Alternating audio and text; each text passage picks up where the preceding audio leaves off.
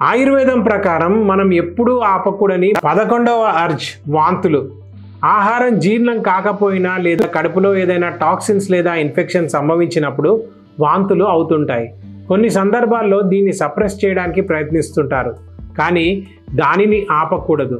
ఆయుర్వేదం ప్రకారం ఆమమును తొలగించడానికి, అంటే శరీరంలోని టాక్సిన్స్ను, విషవ్యర్థ పదార్థాలను తొలగించడానికి మరియు కఫాన్ని తొలగించడానికి వామిటింగ్ ఒక ఉత్తమమైన మార్గం.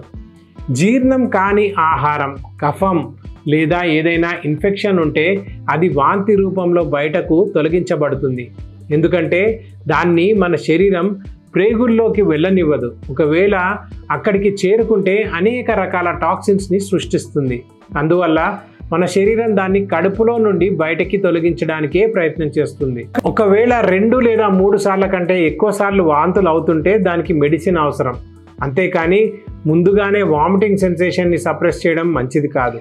అలా సప్రెస్ చేయడం వల్ల చర్మంపై దద్దుర్లు, కళ్ళల్లో చిరాకు, రక్తహీనత, జ్వరం, దగ్గు, ఛాతీలో ఒత్తిడి, వికారం, వాపు వంటి సమస్యలు మొదలవుతాయి.